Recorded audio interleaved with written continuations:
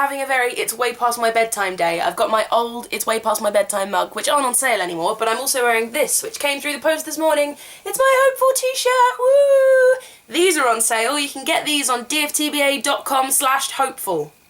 Yeah. I'm also actually thinking of getting Hopeful bookmarks up for sale. What would you guys think of that? Is that something you'd like or not? Speaking of books, I've just finished that. It's going to fall out if I poke it too hard. And I've just started Stardust by Neil Gaiman, because it's one of my favourite films. And today I was also having a quick flick through this, which is my Grimm's Complete Fairy Tales, which Alex got me from New York. And I came across... where is it? I came across A Little Red Riding Hood, and I thought, oh, that'd be nice to read, because I've not actually read it properly, I don't think, not the original, and I once played Little Red Riding Hood in an advert for Cheerios. Yes, it is on YouTube, you can watch it here. But anyway, as I was reading through it, there's a lot of flaws. There's a lot of flaws. So, the story is, there is a little girl called Little Red Riding Hood. We never know her actual name. People just call her Little Red Riding Hood. But the reason they call her that is because her grandmother gives her a cap of red velvet. If I'm not mistaken, an old-fashioned cap looks like this. So where does the cloak come from? We always know the Little Red Riding Hood wears like a cloak and hood because she's a Little Red Riding Hood. But in all the pictures, she's wearing a big cloak and stuff, but that's not a cap. Basically, her mother gives her a little basket with a piece of cake and a bottle of wine and says you've got to go straight down the path to grandmother's house. Don't stray off the path because you might fall and break the bottle, so go all the way down that one path. No talking to anybody, no going off the path. Down that path. Simple instructions. So Little Red Riding Hood is on the way down the path and a wolf just comes up to her and starts talking to her. If it was me, I'd freak out that a wolf was talking to me, but I'm guessing we're in a different alternate world where wolves do that. So the wolf's being all nice and saying, hello Little Red Riding Hood, what are you doing, where are you off to? And she explains that she's going to see her grandmother with cake and wine, and the wolf very sweetly asks, where does your grandmother live?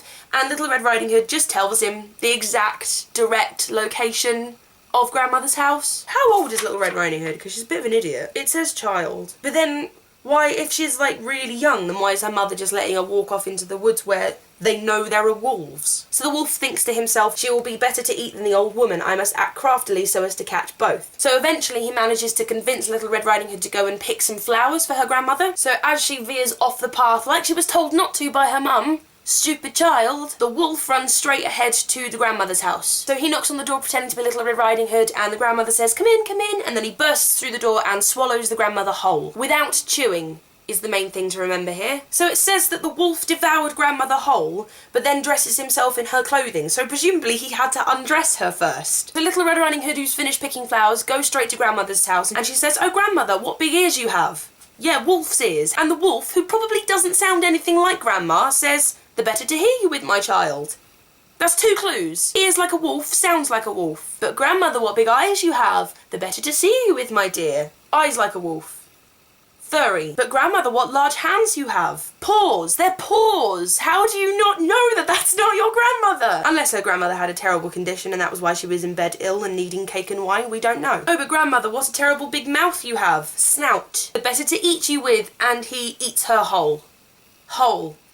Doesn't chew, just swallows. And then the wolf just falls asleep in grandmother's bed. Now there's a huntsman who apparently knows grandmother, and he's walking past the house and he hears the wolf snoring, thinking it must be the grandmother. So he goes in, just doesn't knock, just walks in, weird, and instantly notices that it's not an old woman, it's a wolf. So he takes out his gun and is about to fire at the wolf, but then he thinks, but he might have just swallowed them whole. He might not have chewed them.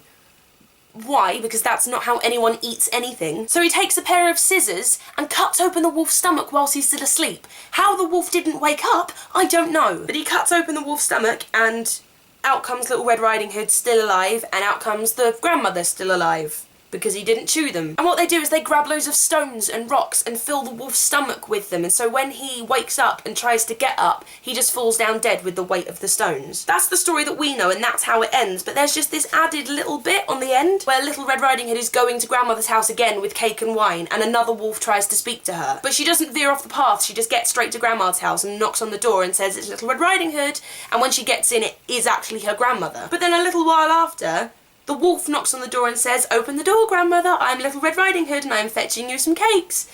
And they're both like, no, it's not.